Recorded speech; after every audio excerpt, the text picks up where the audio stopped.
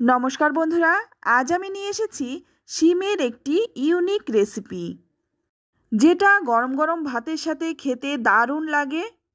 আর এটা এতটাই টেস্টি হয়, এটা যদি আপনি কাউকে বানিয়ে খাওয়ান, আপনার কাছে অবশ্যই জানতে চাইবে এটা কিভাবে বানিয়েছেন। তো চলুন দেরি না করে রান্নাটা শুরু করি। তো প্রথমেই এখানে নিয়েছি শিম, আর শিমগুলো কিন্তু খুব ভালো করে পরিষ্কার করে ধুয়ে নিয়েছি। এবার এই শিমের দুপাশে সুতোর মতো আঁশগুলো ফেলে দিচ্ছি। তো ফেলে দিলাম। এবার আমি শিমগুলো কেটে নেব। তো শিমটা একটু বড় সাইজের, তাই 3 টুকরো করে নিচ্ছি। আপনারা যদি ছোট শিমগুলো নিন তাহলে কিন্তু গোটাও করতে পারেন, বা মাঝখান থেকে 1 টুকরো করে নিতে পারেন। তো দেখুন সমস্ত শিমগুলো এখানে আমি কেটে নিলাম। এবার এটা পাশে রেখে দিয়ে তো এখানে নিয়ে নিলাম 4টে আলু। আমি ছোট ছোট 4টে আলু নিয়েছি, খুবই ছোট। তো আপনারা বড় একটাও নিতে পারেন। এবার একটা গ্রেটার দিয়ে আলুটা আমি গ্রেট করে নিচ্ছি। তো সম্পূর্ণ আলুটাই দেখুন গ্রেট করে তারপর জলের মধ্যে নিয়ে নিচ্ছি। কাটার সঙ্গে সঙ্গে কিন্তু জলের মধ্যে দিলেই ভালো হয়, নইলে কিন্তু আলুটা কালো হয়ে যাবে।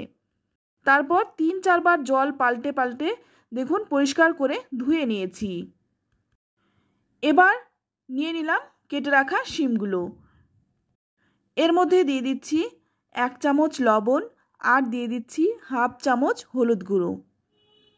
এই লবণ আর হলুদ গুঁড়োটা দিয়ে শিমটাকে খুব ভালো করে মেখে নেব।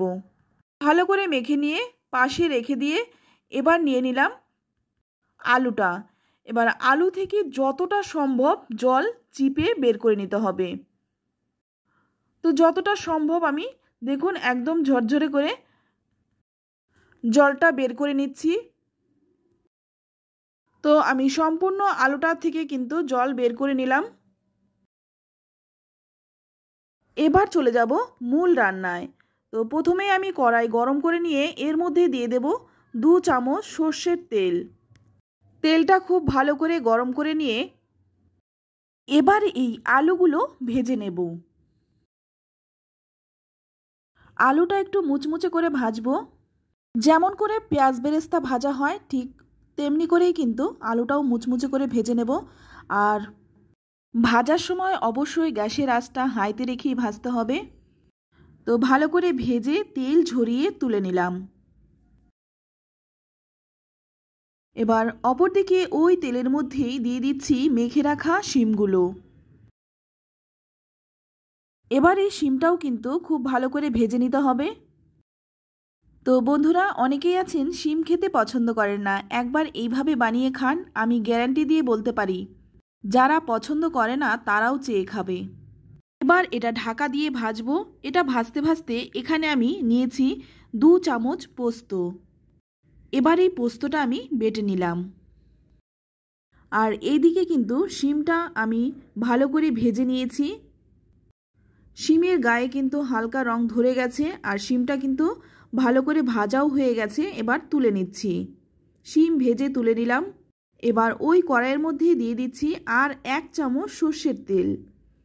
তেলটা গরম হয়ে গেলেই ফোড়নে দিয়ে দিচ্ছি 1/2 চামচ কালো জিরে আর একটা শুকনো লঙ্কা। ফোড়নটা একটু ভেজে নিয়েই এর মধ্যে দিয়ে দিচ্ছি একটা টমেটো। এবার টমেটোটাও কিন্তু একটু ভেজে নেব। টমেটো ভাজতে ভাজতেই এর মধ্যে দিয়ে দিচ্ছি 3টে কুচনো কাঁচা লঙ্কা। ঝালটা কিন্তু নিজেদের স্বাদ অনুযায়ী দেবেন। টমেটোটা যাতে তাড়াতাড়ি নরম হয়ে যায় তাই একটু ঢেকে রেখে দেব। তো এদিকে দেখুন ঢাকাটা খুলে নিয়েছি, আর টমেটো কিন্তু এখন ভালো করে নরম হয়ে গেছে, আর লঙ্কাটাও কিন্তু ভাজা হয়ে গেছে। এবার এর মধ্যে সামান্য একটু জল দিয়ে দিচ্ছি। এবার দিয়ে দিচ্ছি 1/2 চামচ ধনে গুঁড়ো, 1/2 চামচ দিয়ে দিচ্ছি জিরে গুঁড়ো, আর 1/2 চামচ দিয়ে দিচ্ছি হলুদ গুঁড়ো। এই ঘরোয়া মশলা দিয়ে খুব ভালো করে একটু কষিয়ে নিচ্ছি। জলটা দেওয়ার কারণে মশলাটা কিন্তু পুড়ে যাবে না, মশলাটা খুব ভালো করে কষানো হবে। এবার এর মধ্যে দিয়ে দিচ্ছি স্বাদমতো লবণ। আমি শিম ভাজার সময় লবণ দিয়েছিলাম, সে কথা মাথায় রেখে লবণটা দিয়ে দিলাম। তো লবণটা দিয়েও কিন্তু খুব ভালো করে কষিয়ে নিতে হবে, যাতে করে মশলার কাঁচা গন্ধ না থাকে। এবার একটা ঢাকা দিয়ে দিলাম। ঢাকাটা খুলে নিয়ে দেখুন এখন কিন্তু মশলা থেকে তেলও ছেড়ে দিয়েছে, মশলাটা কিন্তু খুব ভালো করে কষানো হয়ে গেছে।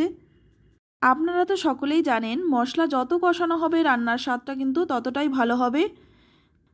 তো ভালো করে কষিয়ে নিয়ে এবার দিয়ে দিচ্ছি ভেজে রাখা শিমগুলো দিয়েও ভালো করে মিশিয়ে নিচ্ছি। এখানে সামান্য একটু জল দিয়ে দিচ্ছি। জলটা দেওয়ার কারণে মশলাটা কিন্তু ভালো করে শিমের গায়ে মেশানো যাবে। আর এই জলটা কিন্তু শুকিয়ে নিতে হবে। তো এখানে আমি দিয়ে দিচ্ছি 1 চামচ চিনি। যেহেতু নিরামিষ রান্না তাই চিনিটা দিলে স্বাদটা ব্যালেন্স হয় আর খেতেও ভালো লাগে। 4-5 মিনিট ভালো করে কষিয়ে নিয়ে এখন দেখুন শিমটা কিন্তু খুব ভালো করে কষানো হয়ে গেছে, মশলা থেকে তেলও ছেড়ে দিয়েছে। এবার এখানে দিয়ে দিচ্ছি বেটে রাখা পোস্তটা দিয়ে কিন্তু বেশিক্ষণ নাড়াচাড়া করব না, নইলে কিন্তু পোস্তর গন্ধটা থাকবে না। তো পোস্তর প্লেটটা ধুয়ে সামান্য একটু জলও দিয়ে দিলাম।